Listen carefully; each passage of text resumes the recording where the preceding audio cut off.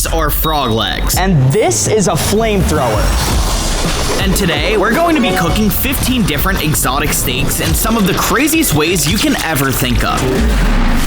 From molten fire on Wagyu Tomahawk to a deep-fried 8-foot snake, we're cooking everything. Starting with these frog legs. The only thing is I feel like these legs need a little more crisp. Whoa, that is super hot.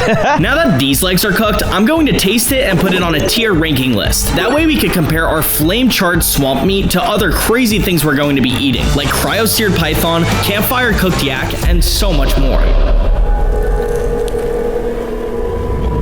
It's almost like a cross between fish and something that has really lean meat. Considering I didn't put any seasonings on this at all, this is actually pretty decent on the tier list. I'm gonna give it a C. And now, on to cooking a giant snake. For this next dish, I can almost guarantee we're gonna be the first people to prepare a python this way because we're making cryo-seared steak. Well, snake. Cryo-seared snake. Few predators are as terrifying as a giant python. These snakes can grow longer than a school bus, swallow prey whole, and possess enough muscle to crush animals several times their size. In places like Florida, they've become such effective hunters that they've completely disrupted the local ecosystems. But today, instead of worrying about being eaten by one, we're seeing whether one of the world's largest snakes tastes as intimidating as it looks. Specifically, after we cook it at negative 400 degrees Fahrenheit. So there's gonna be 3 parts to cooking this, and the first one is gonna be searing this python all the way around. So we're gonna put it in a cast iron skillet. Lucky for me, it's nearly impossible to mess up searing anything. I say that because this happened right as we were finishing up. Ow! Ow!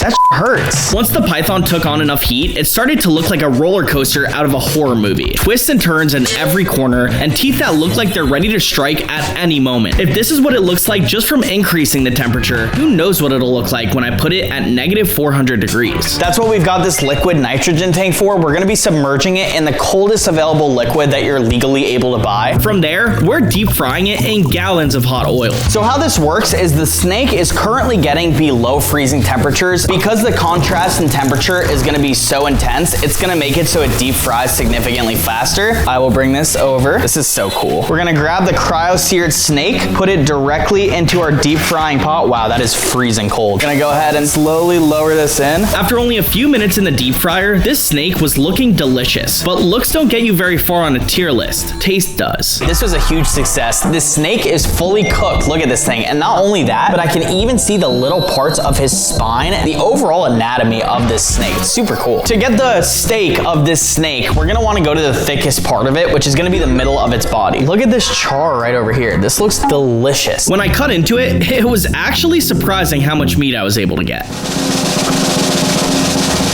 Oh my goodness.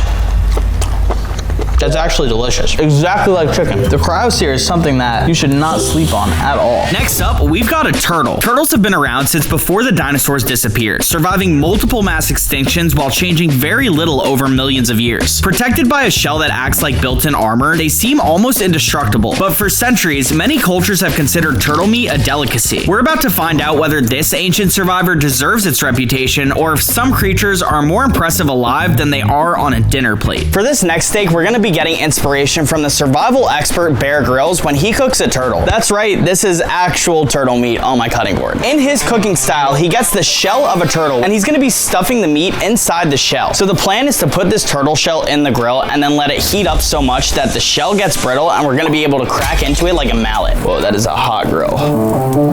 This is nowhere near the ideal way to cook it, but if you were in a true survival situation, minus the grill, this is how you do it. After cooking for 20 minutes, the shell is completely charred, meaning it's brittle and perfectly ready to be cracked. But is this going to be a success?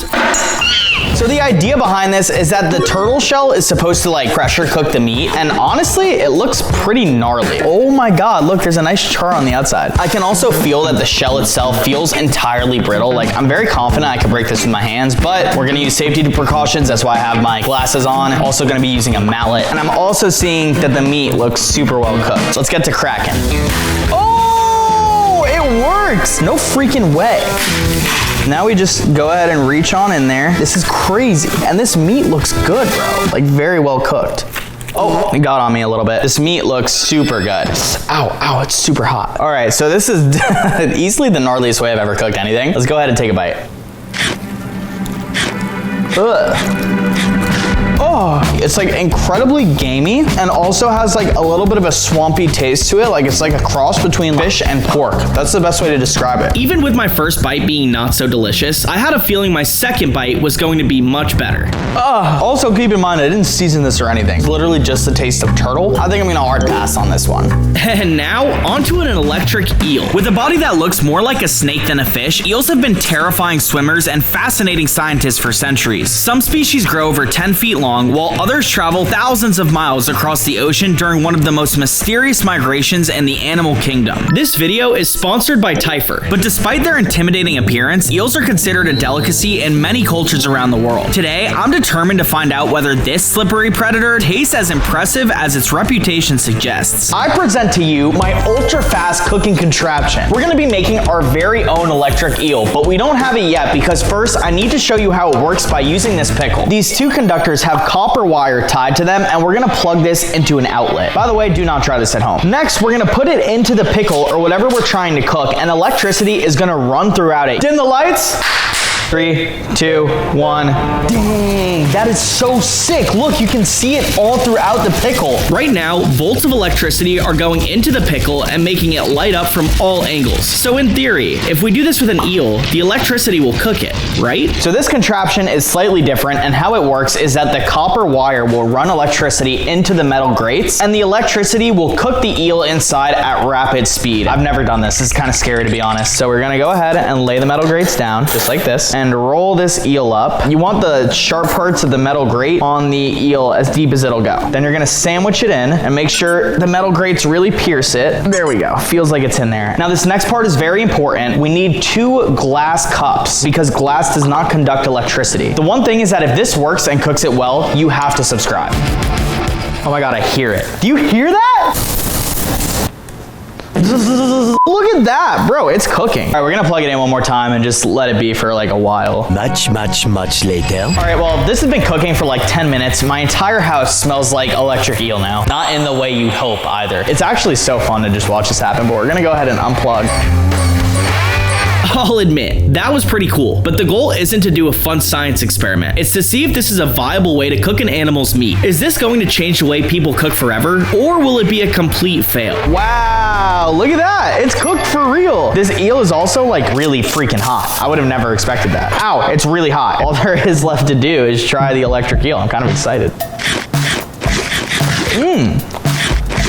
It's actually good, really hot. This must be the eels we eat in the restaurants because it tastes exactly the same. I like this. Believe it or not, I love the way this electric eel tastes. I'm putting it at a B tier, 2 grades above the turtle. And now onto a Wagyu Tomahawk. Wagyu beef has become famous for its extreme marbling, with fat distributed so perfectly throughout the meat that it almost looks fake. While traditional Japanese Wagyu often steals the spotlight, American Wagyu combines the legendary marbling with the size and flavor of American cattle. The result, a steak that many people claim delivers the best of both worlds. I had to come to this warehouse because it's the only place that could handle this level of temperature we're gonna be cooking at, and the craziest part is we're not using an oven at all. To cook this steak, we came to a glass working shop. We're going to heat up 2 pieces of glass to temperatures in the thousands of degrees and press them against our snake. In theory, this should work, but will it? This glass right now is 1,150 degrees. We're gonna get it up to 2,000. Safety first, that's why I have my goggles. As we put the glass in the fire, it turned bright orange on every side and even started to melt a little bit. Oh my God, the glass is literally like becoming liquid. After repeating this process with 2 glasses, it was time to put the steak in between. With the difference in temperature from the steak being cold and the glass being so hot, a bunch of smoke was created almost instantly. Immediately, it smells so amazing, guys. I can smell the fat burning off of the steak, and even right here, you see the juices just flowing out of it. But this is a thick steak, and to cook this all the way through, we're going to have to do the unthinkable. This flame is over 3,000 degrees right now, so this steak is cooking at a rate that no steak has been cooked. Ow! That's really hot. I'm not exaggerating. This flame is so hot that the fat is flying off the steak in every direction. As it mesmerizes me, I got curious. Is cooking a steak like this and having it turn out good even possible? All there is left to do is take a bite.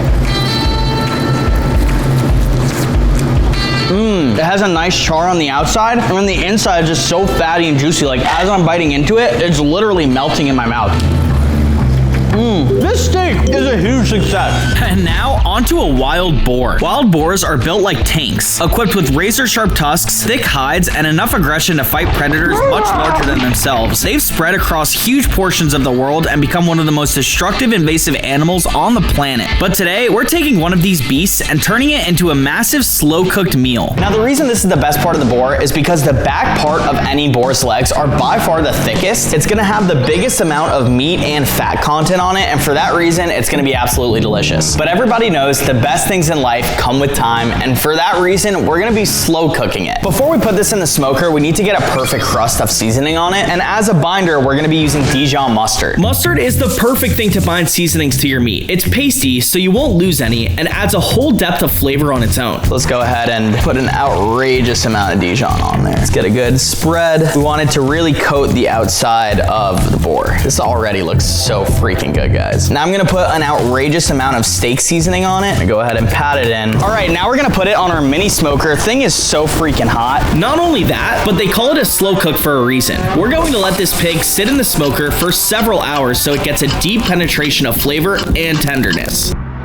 And now, onto the ostrich. If dinosaurs were still alive today, an ostrich is probably the closest thing we'd have. Towering nearly 9 feet tall, armed with powerful legs, and capable of running faster than many cars can drive throughout a neighborhood, these birds are built for survival. They're so dangerous that a single kick can seriously injure a predator. But today, we're not worried about getting kicked. We're finding out whether the most intimidating birds on Earth taste better than the animals it's running from. There are these services here in Miami where you pay $50,000 at a nightclub and people come out and celebrate, will give you drinks and even steaks. Now, I've always wanted to have one of these experiences, but I don't have $50,000 to spend, and especially not on a steak. So I'm gonna do it for a fraction of the cost, except instead of a normal beef steak, I'm gonna do it with ostrich. And it all starts with clicking this button. 3, 2, 1. Pressing that button released a man carrying a golden suitcase with a premium slab of ostrich meat. He doesn't exactly listen. Oh, wait, are you not gonna cook it? It's your job. You're the YouTuber, bro. Oh, okay. See you, bro. Thanks for the $1,000. What? The whole point was to do it at a fraction of the cost. We have one of the most premium ostrich steaks ever. To cook this properly, we're hitting it with loads of big flaky salt and searing it on a pan that's already hot. To go along with the expensive theme of the entire performance you just saw, we got a golden spatula. So we're gonna go ahead and give it a little flip.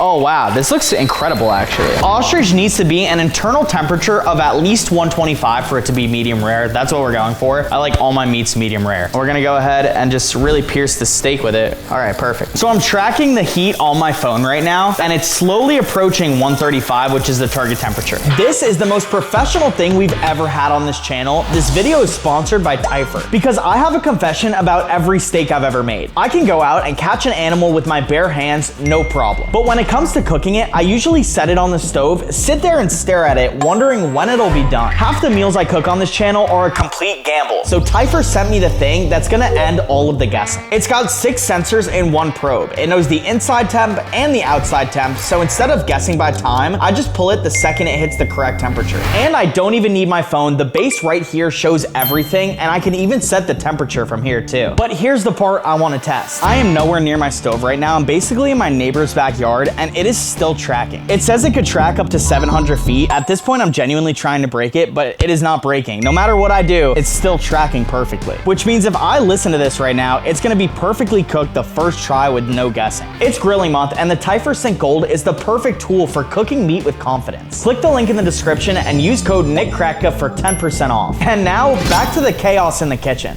Once Typhur told me it hit the perfect temperature, I let it rest for several minutes and cut into a perfect medium rare.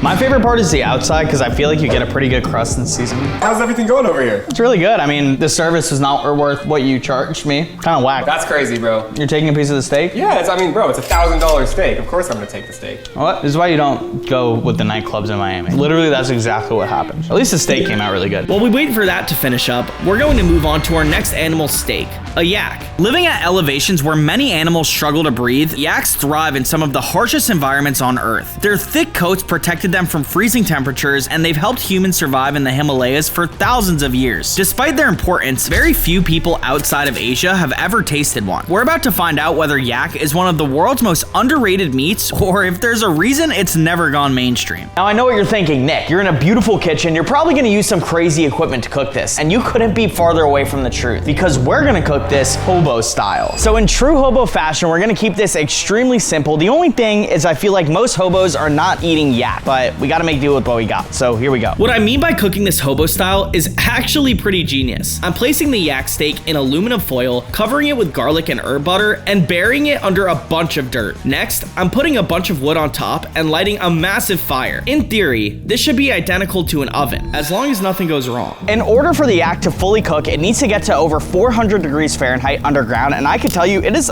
really hot. Like, I feel like my eyebrows are burning off right now. This hobo fire was actually so hot that I needed a real fire extinguisher to put it out. Oh my God. There's so much smoke here. Making me confident that this yak underground might be cooked to perfection. But we're gonna go ahead and give it a little open. This yak is actually not cooked at all. Even though it was underneath a very hot fire, the layer of dirt protecting it made it so that the meat didn't cook at all. On top of that, there's a good amount of dirt all over the meat. I think we gotta mark this one as a fail, unfortunately. Definitely just smells like raw meat and lighter fluid. I'll be honest, if I had to take a bite of this, I might just yak. Up next, we're taking on a bison. There was once a time when tens of millions of bison covered North America, creating one of the largest wildlife migrations in history. These massive animals can weigh over a ton and still run faster than most humans ever could. While their numbers have nearly disappeared, bison meat has made a huge comeback thanks to its rich flavor and lean profile. Today, we're finding out if America's original giant still lives up to the hype. For this next one, I'm going to be looking to break a world record by making the world's thinnest smash burger. Now, if there's one thing online that we've seen smash everything, it's a hydraulic press. A hydraulic press is a machine that uses pressurized fluid to generate immense comprehensive force. Depending on the size of one, they could generate up to 16 million pounds of pressure in a single use. So we decided to get our own. Bring in the press. Just kidding, I'm gonna go get it. Right here, perfect, great. This is what we're gonna use to break the world record. So a perfect burger has 20% fat content to 80% meat. Bison is incredibly lean. It doesn't have a whole lot of fat in it. So this is gonna be more on the meaty side than the fatty side. We've got a perfect little burger ball. Some would even call it a meatball. We're gonna put this underneath our hydraulic press. I'm so excited for this. I wish I could say this worked, and I went on to win a world record for the world's thinnest patty. But after putting 16 million pounds of pressure on a couple pieces of meat, there wasn't much meat left. Oh my God, my goodness. I mean, this is rough right here. Needless to say, this steak was a complete fail. But rather than sulk about it, we're going to try another exotic animal steak. This one is an antelope. Built for speed, antelope are capable of outrunning predators across vast stretches of open terrain. Some species can hit speeds of over 60 miles an hour, making them amongst the fastest land animals on Earth. Their survival depends on staying one step ahead of whatever wants to eat them. We're seeing if all that speed translates into incredible flavor. Immediately I could tell this meat has like no fat on it whatsoever. I've noticed a lot of those more gamey animals usually don't. So the interesting part isn't gonna be necessarily how I cook this thing, but it's gonna be how I prepare it, because we are absolutely dousing it in honey. My cooking experiment started with getting the perfect sear on my exotic steak. The crust on it is actually perfect. Check that out. We're just gonna put that right over here. I usually like to let meat rest for like 10 minutes on average. Letting meat rest after cooking makes it so juices stay inside. If you cut right into it after cooking, you're going to miss out on a lot of flavor. And now for the actual fun part, which I'm gonna put some gloves on for. We're gonna absolutely douse it in honey. Most people think sweet doesn't belong anywhere on a steak, but apparently, with the savory taste you get from the meat, it's actually really delicious. But we're not stopping there, because we're going to be using a blowtorch to crystallize the honey. This is going to give it a hard, candy-coated effect. My mouth is watering. It smells like a little bit sweet and savory at the same time. Shout out to all the bees that made this honey. This is incredible. Moment of truth. Let's see whether I cooked this perfectly or completely whack. Wow, look at that. A perfect medium rare. It's not often you have antelope meat on your table cooked to perfection. The question now is whether the honey was a good choice or a complete disaster.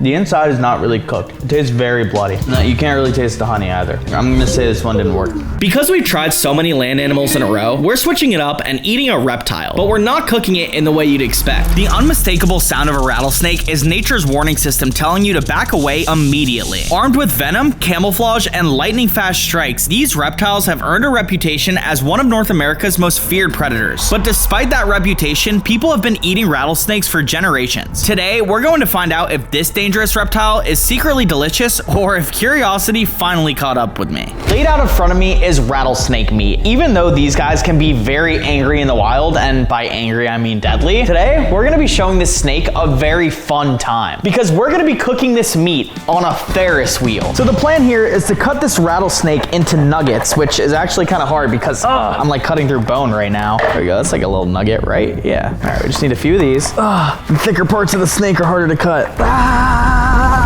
Now that we've got our perfectly cut up rattlesnake, we're gonna put a little bit in each pocket of Ferris wheel. Bloop.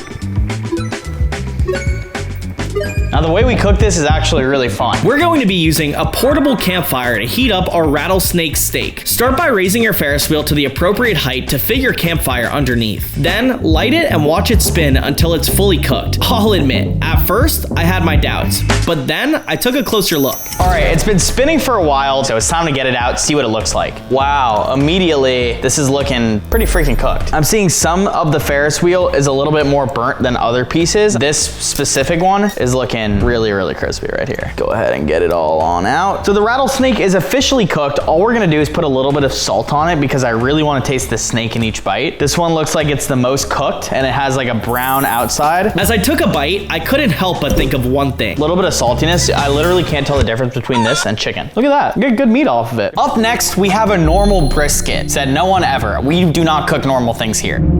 And now we're cooking a camel. Camels are so perfectly adapted for survival that they can travel through scorching deserts for days while carrying loads that would exhaust most animals. They've played a critical role in human history for thousands of years, helping civilizations cross some of the most unforgiving landscapes on Earth. Yet most people have never considered eating one. Today, we're about to find out whether this desert legend has been hiding an incredible flavor all along. This is the brisket off of a camel. And the cool cooking technique we're gonna use for it is by braiding it. The best way to braid it is to make it so that it's all combined towards the top and there are just 3 strands all through the bottom. So we're gonna go ahead and just start making cuts. Braiding meat has several benefits, like retaining moisture during cooking, promoting even cooking, and improving presentation. I'm realizing that there is so much fat on this thing that it must be about 50% of the cut. Once the camel was cut up, I got to braiding it, and it wasn't long before I had this. We're putting our braided camel in the oven at 450 degrees for 25 minutes. The camel brisket is finally finished. Woo! It actually looks super good. This braided camel brisket came out incredible, with a unique structure like I'd never made before. As it cooked, it shrunk up a little bit and some of the braids became undone. Let's go ahead and get a cut down the middle, see how the middle looks. This camel might be raw, which is concerning because camels carry mad cow disease. If I didn't cook this thoroughly through, it can actually kill me. That is so raw, bro. It looks like it should definitely be cooked longer. It's okay, we're gonna take a bite anyways. It's actually really good. The meat did a really good job of like soaking up the barbecue-y flavor. And then the seasoning is like bound on there really well as well. So I'm getting a combination of like the smokiness from the seasoning and also the sweet from the barbecue sauce. The meat is not cooked. That is super, super raw, which is kind of crazy because we had it in the oven for like 40 minutes.